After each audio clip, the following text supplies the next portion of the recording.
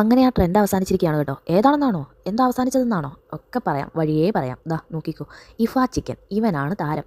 ഇത് അവസാനിച്ചു എന്ന് പറയാൻ കാരണം ഇത് അവസാനം ഉണ്ടാക്കിയത് ഞാനാണ്. അതുകൊണ്ടാണ് ഞാൻ പറഞ്ഞത് ഇത് അവസാനിച്ചു എന്ന്. അപ്പോൾ പറയാം, ഒരു കഥ പറയാം. ഒരു കഥയല്ല, ഒരു ഒന്നൊന്നര കഥ പറയാം. ഈ ഇഫ ചിക്കൻ നാട്ടുകാരും വീട്ടുകാരും കൂട്ടുകാരും എല്ലാവരും കൂടെ അങ്ങ് തകർത്ത് കൊണ്ടാടിയ ഒരു സ്പെഷ്യൽ റെസിപ്പിയാണെന്ന് തോന്നുന്നത്.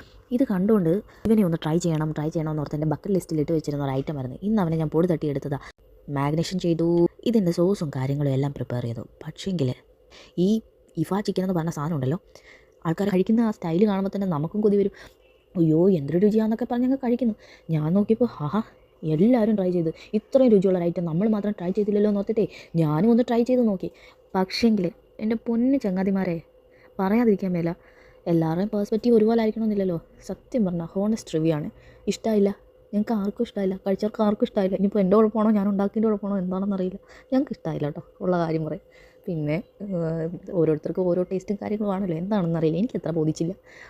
സാധാരണ എൻ്റെ റെസിപ്പീസൊക്കെ എടുത്ത് നോക്കുന്നവർക്ക് കണ്ടാൽ മനസ്സിലാവും ഞാൻ ഒരു നെഗറ്റീവായിട്ട് പറയുന്ന ഒരു ഇമ്പാക്റ്റ് പറഞ്ഞിട്ടുള്ള കാര്യമില്ല. എല്ലാവരും ട്രൈ ചെയ്യണമെന്നേ പറഞ്ഞിട്ടുള്ളൂ. പക്ഷേ എന്ത് പറ്റിയെന്ന് എനിക്കറിയത്തില്ല, ഇതിന് മാത്രം ഹൈപ്പ് കിട്ടിയ ഒരു സാധനം ഞാൻ ഉണ്ടാക്കി നോക്കിയിട്ട് കൊള്ളില്ലായിരുന്നു.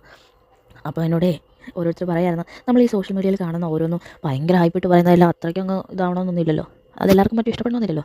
മേ ബി അങ്ങനെ ഒരു ഐറ്റമായിരുന്നു ഇത്. ഏതായാലും ഇഫ ചിക്കൻ പണിപാളി. അപ്പോൾ ഇതാണ് ഞാൻ പറഞ്ഞത്, ഈ ട്രെൻഡ് ഇവിടെ അവസാനിച്ചിരിക്കുന്നുവെന്ന്. അതായത് ഇനി മേലെ ഇഫ ചിക്കൻ എൻ്റെ പരിസരത്ത് കണ്ടുപോകരുത്. അപ്പോൾ ഓക്കെ ബൈ, നാളെ കാണാം. അടുത്ത പണിയുമായിട്ട് ഇനി അടുത്ത ഒരു അടിപൊളി വിഷുവായിട്ട് ഞാൻ വരാം. അതുവരെ എനിക്ക് വേണ്ടി കാത്തിരിക്കൂ. ലൈക്ക് ചെയ്യാൻ മറക്കരുത് കേട്ടോ. അതുപോലെ തന്നെ കമൻറ്റും ചെയ്യണം.